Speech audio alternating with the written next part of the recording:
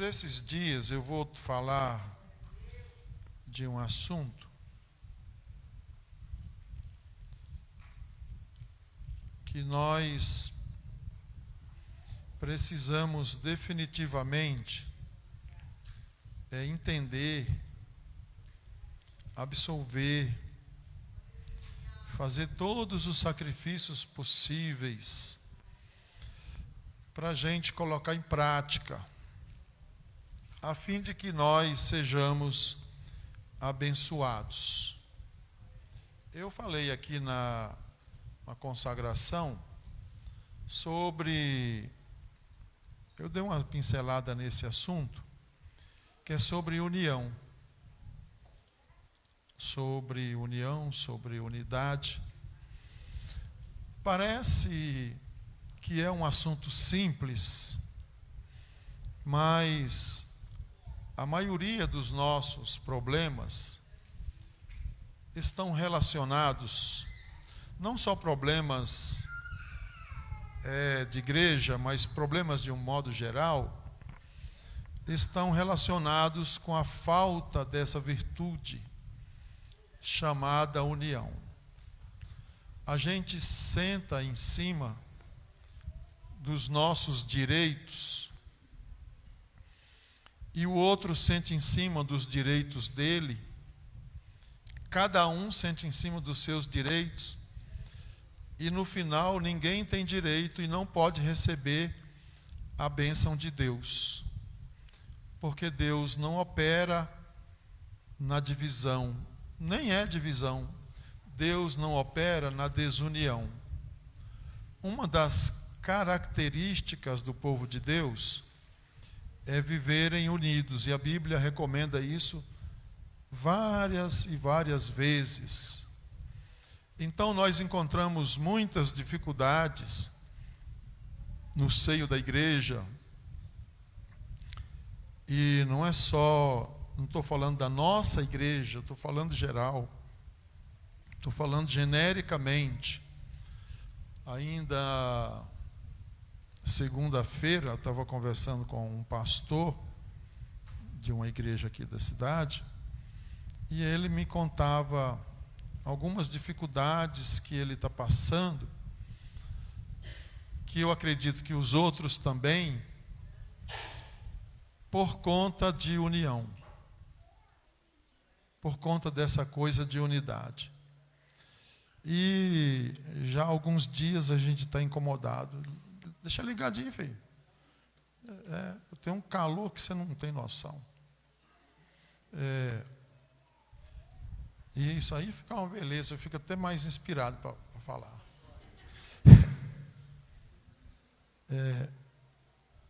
Então, a gente não tem noção do poder da unidade.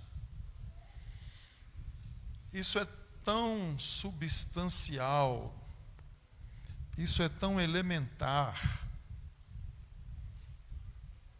que é considerado um dos alicerces de qualquer sociedade organizada. Quanto mais igreja, quanto mais a igreja de Deus, que tem muitas promessas de bênçãos quando nós vivemos esta unidade. Então, esses tempos eu estou muito incomodado com esse negócio, e eu não vou me iludir que nós não vamos resolver os nossos problemas de unidade com um ensino, com um só ensino, mas nós vamos bater. Quem sabe eu faço que nem o pastor João Colenda Lemos, que foi presidente do Instituto Bíblico em Pindamonhangaba, de uma sabedoria ímpar. Ele fez uma cruzada na Alemanha e pregou sobre João 3,16, a primeira parte, porque Deus amou o mundo, só isso. Ele pregou 15 dias sobre esse assunto, 15 dias, todo dia. a partir do terceiro dia o povo já sabia, João 3,16, porque Deus amou o mundo. E todo dia tinha uma mensagem nova. Um dia perguntaram para o pastor João, pastor Colenda, por que o senhor está falando a mesma mensagem todo dia? É porque enquanto o povo não absorver isso, eu não vou parar de ensinar. Eu tenho outros exemplos desse negócio. E eu estou quase tentado fazer isso, falar disso, falar, até a gente entender que isso é necessário, né? É importante. Então, o texto de referência para o nosso estudo, ele está em João, capítulo 17, 21 a 23, e ele está também em 2 Coríntios,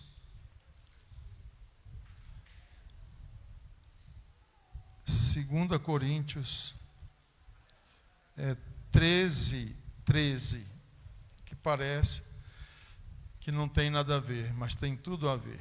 Não é Rede Globo, mas tem tudo a ver, né? Então, João 17, 21 a 23, diz assim, palavra de Deus: a fim de que todos sejam um, e como és tu, ó Pai, em mim e eu em ti, também sejam eles em nós, para que o mundo creia que tu me enviaste.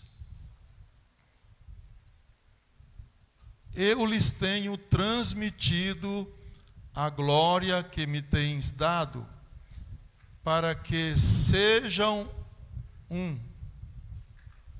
como nós o somos. Eu neles e tu em mim, a fim de que sejam aperfeiçoados na unidade, isto é, sejam um, para que o mundo conheça que tu me enviaste e os amaste, como também amastes a mim. Coloca aí 2 Coríntios 13, 13.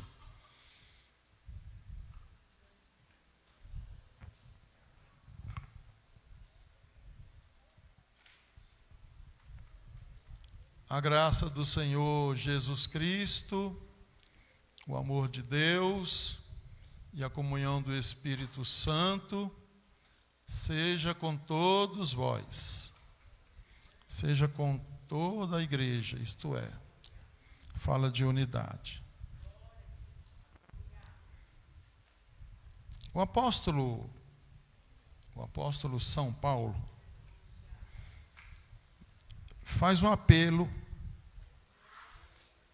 ele mostra a unidade divina quando fala da graça de Jesus, do amor de Deus e da comunhão do Espírito Santo. Ele mostra a unidade divina e a unidade cristã. Nós não somos alcançados pela bênção apostólica se nós não tivermos em unidade. Isso não é um assunto superficial. Quando eu falo unidade, quando a Bíblia fala de unidade, quando a Bíblia diz para que o corpo de Cristo, que é a igreja, seja um, ela não está anulando a sua identidade como pessoa, como cidadão. Não. Agora eu vou me anular e vou concordar com tudo. Não, não é isso. Não é isso que a Bíblia está dizendo. O que a Bíblia está dizendo é que a igreja de Deus, ela tem princípios. E quando se trata de assuntos relacionados à igreja de Deus, princípio não dá margem para discussão. Eu não faço nenhuma interpretação aqui ao meu bel prazer. Não, eu não faço isso. Os ensinamentos que nós passamos aqui são princípios ordenados pela palavra de Deus para crescimento da igreja, para abençoar a vida da igreja, do povo de Deus. Esses princípios são diferentes de dogmas. O que é um dogma? Dogma é um ensinamento, é uma interpretação que não aceita discussão. É um dogma. Você não discute o dogma. A Igreja Católica tem lá os seus dogmas. E os bispos, os arcebispos, os padres, os párocos, os membros da igreja não podem discutir, tem que aceitar esses dogmas, conforme a igreja propõe. Nós não temos dogma, ou não deveríamos ter dogma, pelo menos oficialmente nós não temos dogma, nós temos princípios que foram ensinados por Jesus, que são princípios da palavra, tanto do Antigo quanto do Novo Testamento, não importa de onde vem o princípio. É um princípio, eu não posso discutir um princípio. Como é que eu vou discutir com a palavra de Deus? Como é que eu vou discutir com o Espírito Santo? E existe uma interpretação que a gente passa para a igreja, no sentido de que a igreja entenda esse princípio. Por exemplo, a unidade é um princípio. Se fosse para Jesus fazer a obra sozinho, ele não teria escolhido 12 apóstolos, 12 discípulos. Se fosse para a igreja caminhar do jeito que todos entendiam, aonde que essa igreja iria chegar? É verdade que quanto mais nós alcançamos o final dos tempos, mais nós vemos falsos profetas, hereges, falsos ensinadores, que distorcem a palavra de Deus. E aqueles que não têm conhecimento dessa palavra, que são os incautos, eles são levados por estes ensinos. Mas se você é um frequentador da escola bíblica dominical, dificilmente você vai ser enganado. Se você é um frequentador do culto de ensino, dificilmente você vai ser enganado. Aliás, a nossa convenção missionária Iusete está lá no seu temário a importância da escola bíblica dominical no ministério da igreja, entre os obreiros. E é para a gente, eu estou numa comissão que é para desenvolver esse assunto para ser debatido lá na nossa convenção estadual. Então, a gente tem que diferenciar, porque a Bíblia diz que nós temos discernimento, porque nós temos o santo, isto é, temos o Espírito Santo. Amém?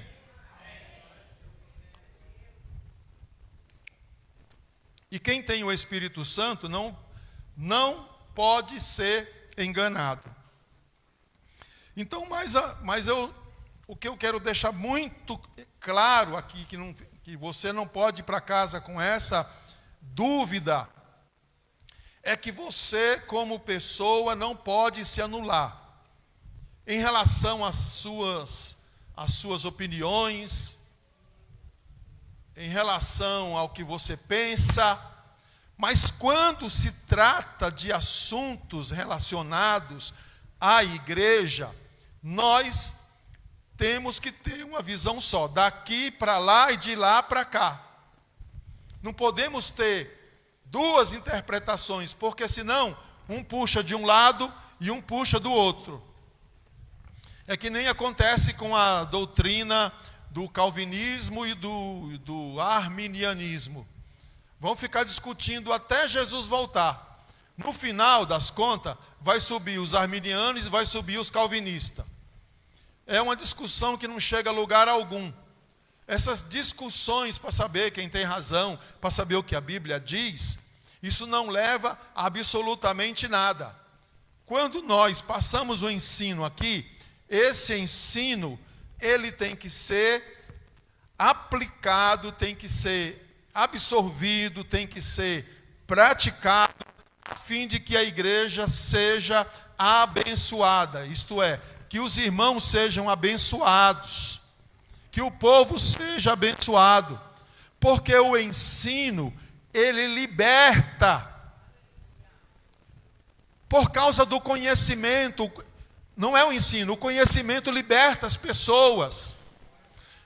O conhecimento não coloca aquelas coisas que se colocam em animais, que ele não pode olhar para um lado, olhar para o outro. Não, o conhecimento você olha para um lado, você olha para o outro, você olha para cima, olha para baixo, e por causa do seu conhecimento, você não é levado por conversas alheias. Então, qual é a nossa maior dificuldade hoje, nos nossos dias? Aliás, eu estou desde 73 na igreja, e nos meus primeiros 6 meses de vida cristã, Igreja Batista do Curuçá, eu já observava isto, porque antes do culto, o culto começava às 7 horas no domingo, mas das 6 às 7, nós tínhamos a reunião de jovens, tinha a reunião de irmãs, tinha a reunião de varões. E eu percebia, eu novo convertido, a dificuldade de um consenso, quando se tocava em determinados assuntos. E desse tempo para cá, isso não mudou. De antes para lá, isso não mudou. Nunca mudou isso. Desde que igreja é igreja, nós temos dificuldades com isso. Nós criamos, nós que eu digo, nós não, eu já peguei o negócio andando, eu não criei nada. A igreja tem a filosofia de departamentos. A Assembleia de Deus tem uma filosofia de departamento. Departamento de criança, departamento de adolescente, departamento de jovem, departamento de irmãs, departamento de varões, departamento de missão, departamento de escola bíblica dominical, departamento do círculo de oração. A maioria, que eu sei, as assembleias têm tudo isso. E você já viu as dificuldades que existem?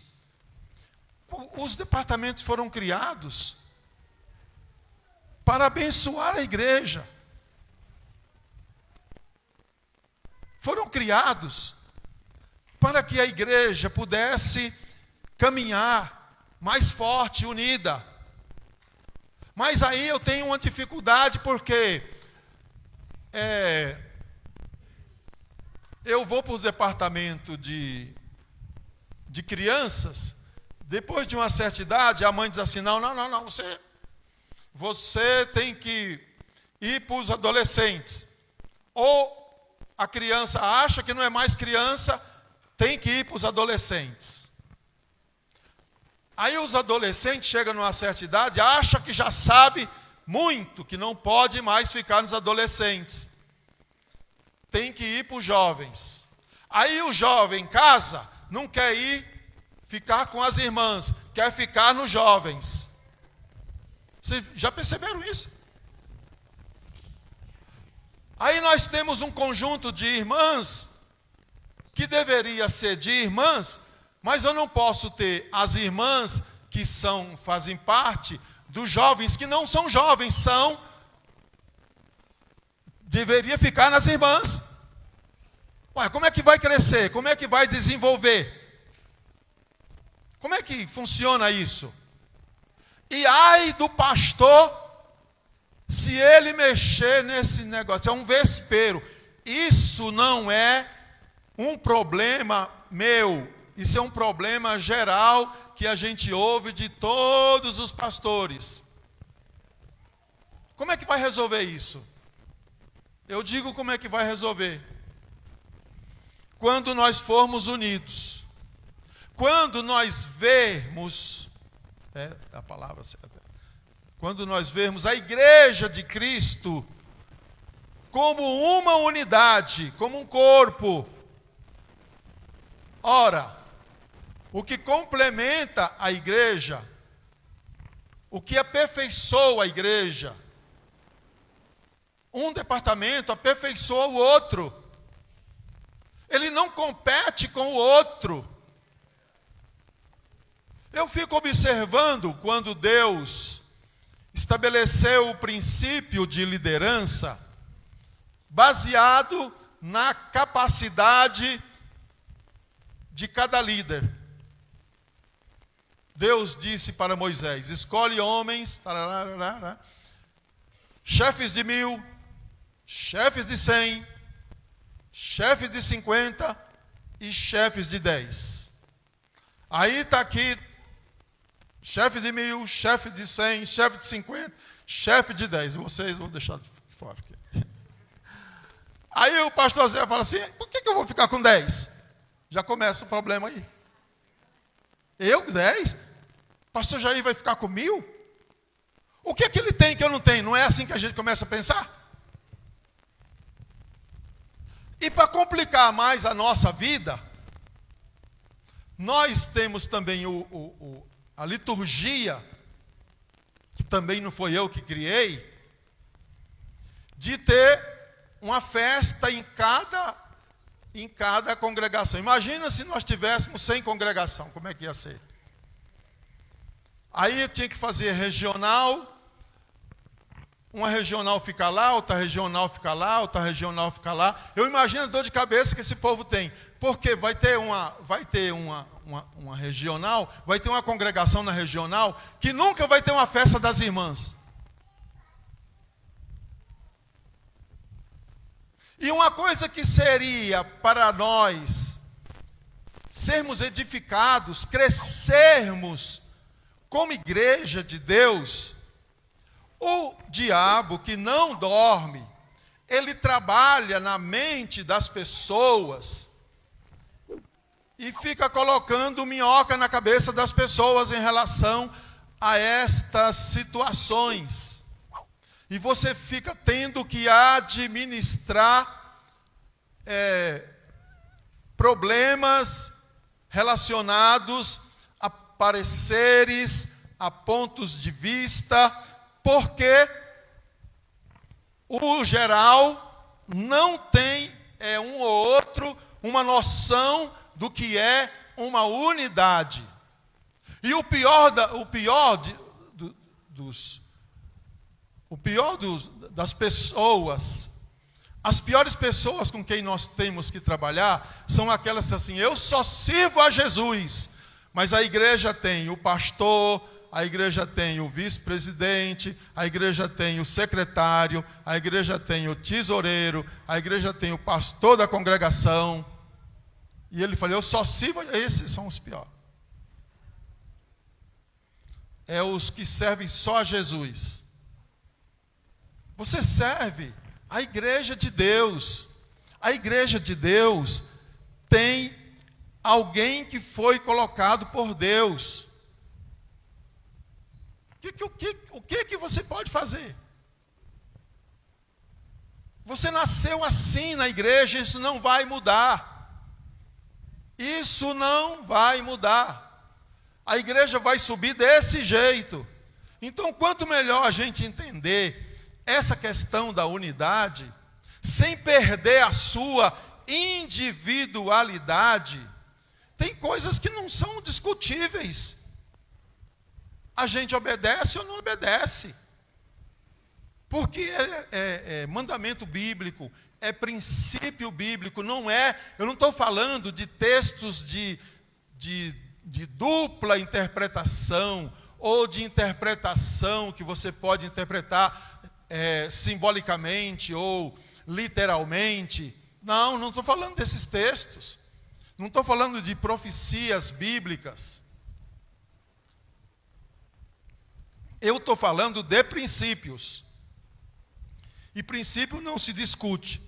Então, a unidade cristã não implica necessariamente em uniformidade.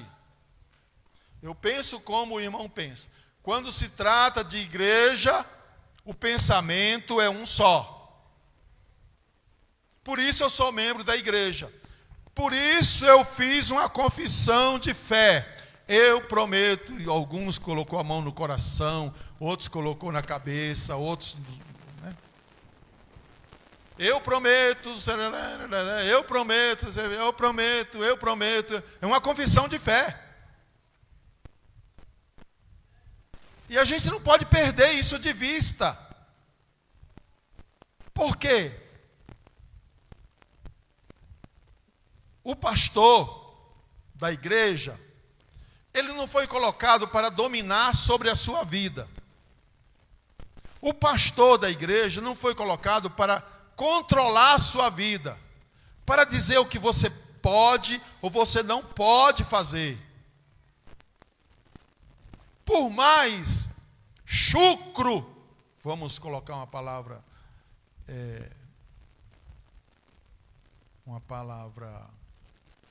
chula aqui. Por mais chucro que seja o pastor, por mais que você ache que o pastor não está com nada, ou por mais que você ache que o pastor está errado, a direção de Deus está com ele. E nós só vamos prosperar se obedecer esta direção. Porque senão nós não vamos ter unidade. Se eu digo uma coisa, você rebate com outra, às vezes você pode, às vezes pode, mas às vezes não tem margem para discussão com relação a isso, para que nós sejamos um só corpo. Então, a unidade cristã, a união fraternal, não implica necessariamente em uniformidade. Ação que só tem uma forma. Falta de variedade. O ensino das Escrituras é que vivenciemos a união na diversidade, na pluralidade dos dons e dos chamados. Isto é, cada um no seu quadrado. Não se intrometa no trabalho do outro. Pelo contrário, nós somos elos da mesma corrente. E quando este elo é quebrado, quando esse elo rompe, nós quebramos esta corrente. Você imagina que a Bíblia usa para unidade a figura, a metáfora do corpo. O apóstolo Paulo diz isso claramente, ensinando aos coríntios. Nós somos o corpo de Cristo. Amém, irmão?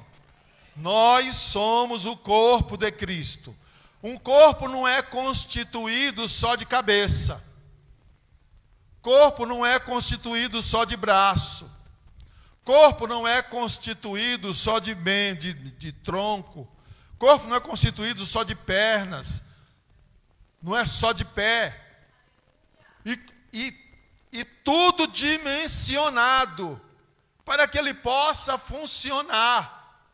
Aí, para que esse corpo possa caminhar com perfeição dentro da unidade, o que é que Deus deu? Efésios 4:13. Põe aí, irmão. Acho que é 4:13. 4:13. Até que todos cheguemos à unidade da fé. Quando é que nós vamos ter a unidade da fé? Vamos ter uma só fé. Quando é que isso vai acontecer? Quando cada um de nós trabalharmos por esta fé. Essa aqui é a fé evangélica. Essa aqui é a fé salvífica. Essa aqui é a fé no sacrifício de Jesus. Essa aqui não é a fé como dom. Porque uns têm fé de mais e outros têm fé de menos. Tem uns que acreditam que ele orando, Jesus pode curar um câncer. E tem uns que não acreditam que se ele orar, Jesus não cura nem uma dor de cabeça. Não é essa fé que o texto está falando. Até que toda a igreja, quando fala igreja, está falando do pastor até o último membro, até a última pessoa que se converteu, até que todos cheguemos à unidade da fé evangélica, da fé no evangelho e do completo conhecimento do Filho de Deus. Quanto mais você conhece Jesus, mais você está sintonizado, mais você e eu e nós estamos enquadrados nessa questão da unidade. O que mais? A perfeita varonilidade, isto é, a força, a medida da estatura da plenitude de Cristo. Passe aí, 14. Não, põe o 12. Isso, 12. 11. Aê, é isso aí. Aí. Ele mesmo. Ele quem? Quem é ele aqui, irmão? Quem é ele aqui, irmão? Jesus. Concedeu uns para apóstolo. Então, a igreja só tem apóstolo? São todos apóstolos? Não. Mas é necessário os apóstolos? Quem determinou isso? Isso não tem discussão. Então ele determinou, foi ele que concedeu, porque ele conhece a capacidade de cada um. Ele conhece a vida de cada um, passado, presente e futuro. Concedeu uns para apóstolo, outros para profetas. O profeta aqui é aquele que pregava a palavra. Também pode ser entendido como profeta como dom. Eis que eu te digo, meu servo, se não chover de manhã, vai chover de tarde. É esse daí, o profeta. Essa daí não faz mal para ninguém, né? Ele também concedeu outros para evangelista. Evangelista era uma habilidade que algumas pessoas tinham, dada por Deus, de facilidade de entrar onde o apóstolo não entra, aonde o profeta não entra. Aí precisava do evangelista.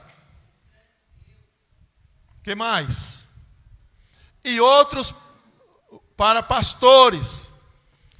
Pastor que faz? Ele pastoreia. E mestres. Então ele viu a necessidade de uma diversidade de dons hierárquicos na igreja. Porque ele diversificou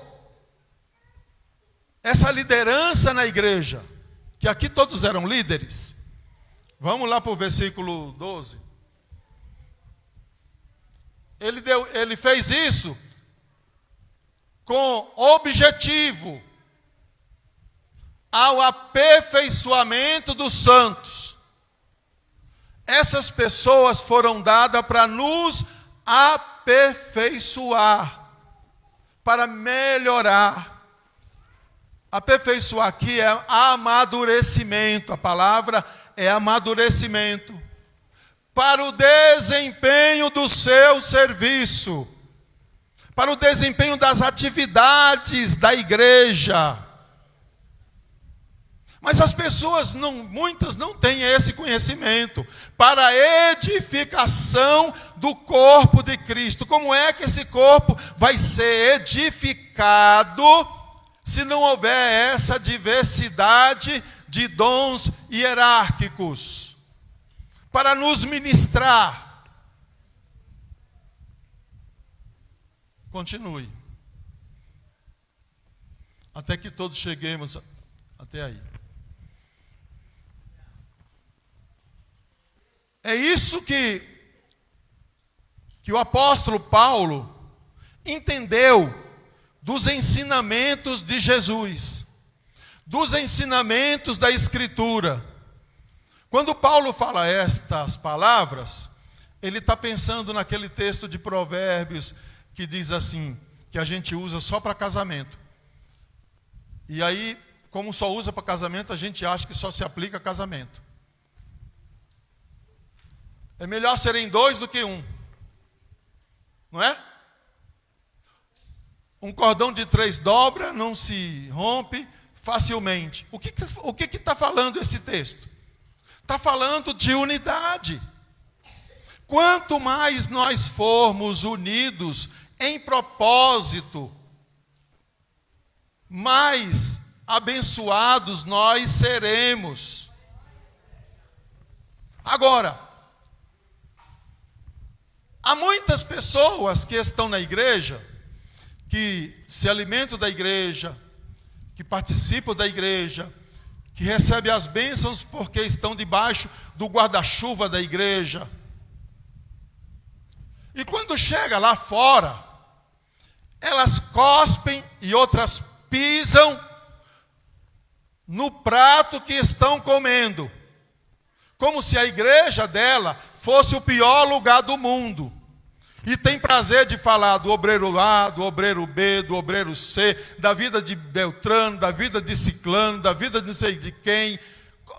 Aonde que nós vamos chegar com isso, irmão? E cadê a unidade proposta a fim, a unidade pedida por Jesus ao Pai? Parece que a oração de Jesus não foi atendida. A impressão que dá é que a oração de Jesus, Pai, eu quero que todos sejam um, a fim de que nós sejamos um.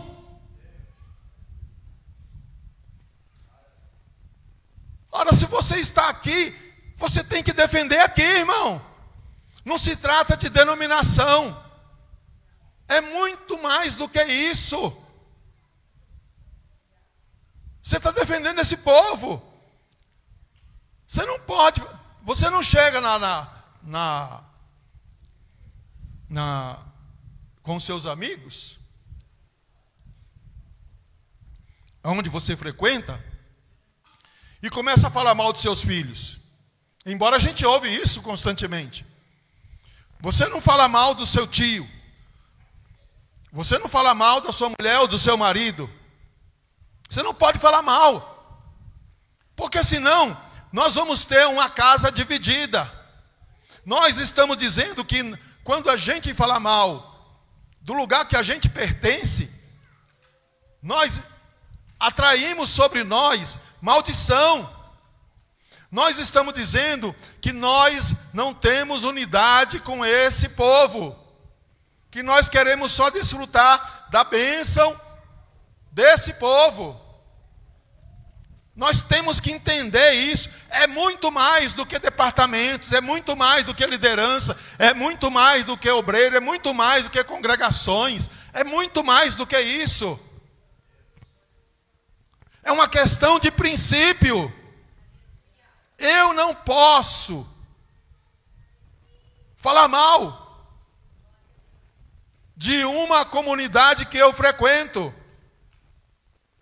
sob nenhuma condição. Se eu não quero pertencer àquela comunidade, eu pego a minha malinha e vou embora. É assim que funciona, ou não?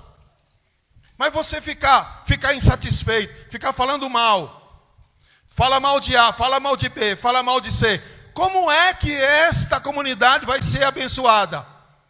Porque existe um elemento que é um impedimento para a bênção de Deus.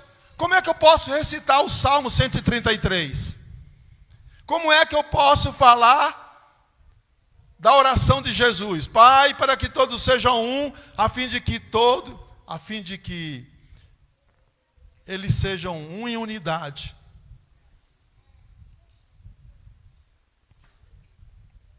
Os irmãos estão entendendo? Reconhecer a importância da diversidade, a diversidade leva a unidade à perfeição. Nos leva a uma obra excelente. As nossas diferentes habilidades e capacidades cooperam para um serviço melhor e mais unido. Eu vou usar as minhas habilidades para promover a unidade. Você sabia que tem mais trabalho quem luta pela paz do que pela guerra? Você sabia que dá mais trabalho trabalhar pela unidade do que pela divisão? Nós gastamos muito mais energia, porque em nome da unidade, às vezes eu tenho que engolir um sapo, como a gente diz. Em nome da unidade, eu não posso replicar. Mas isso não é sempre. Quando as coisas extrapolam, nós temos que fazer com que a unidade prevaleça. E unidade não é algo, união não é algo imposto, porque é algo que vem do Espírito Santo sobre a vida de cada um dos membros da igreja. Isso não é imposto.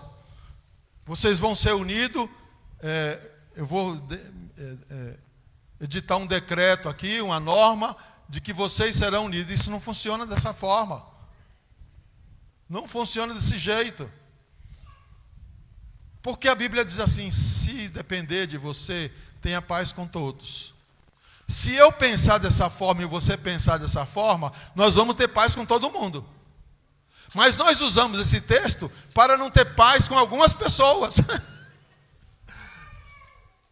Vocês viram como é complexo isso?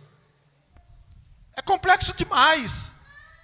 Mas eu estou terminando essa introdução, e na semana que vem nós vamos continuar. Eu penso que cada um de nós tem que sair daqui com entendimento, com conscientização de que nós só iremos crescer, só iremos prosperar se cada um de nós fizer a nossa parte em favor da união da comunidade, em favor da união da igreja. E eu posso contribuir com a minha parte, você pode contribuir com a minha parte. E quando você encontrar alguém que resiste, não fica com caça às bruxas. Você vai trabalhar para que aquela pessoa tenha esta visão. Nós somos a mesma igreja. Nós somos o mesmo corpo de Cristo. Nós temos a mesma Bíblia. Nós cantamos os mesmos hinos. Nós participamos das mesmas dificuldades coletivamente falando. Nós participamos das mesmas bênçãos coletivamente falando. Isto é, vamos vestir a camisa, não é a camisa da Assembleia de Deus, da Igreja de Cristo. E os irmãos vão, e nós vamos perceber, nós vamos ver como vai ser mais fácil para nós. Muitos dos problemas que nós oramos para que eles tenham solução, ou que Deus abra as portas, eles se resolverão automaticamente quando nós vivemos esta união, quando nós vivemos esta unidade. Eu vou parar aqui. Você pode receber essa palavra, irmão? Se Deus nos permitir, na próxima terça-feira nós vamos continuar. Eu não tenho pressa nenhuma de acabar, porque eu ainda não falei das congregações, eu ainda não falei dos obreiros, né? Nós vamos ir falando devagarinho aqui sobre todos, que todos estão envolvidos. Ninguém pode dizer assim, isso aí não é comigo. Isso não é comigo, porque é com todos nós. Ou senão você não faz parte do corpo. E eu não acredito que não exista aqui nenhum irmão ou irmã que não faça parte do corpo de Cristo. Eu acredito que todos nós somos membros do corpo de Cristo. Amém?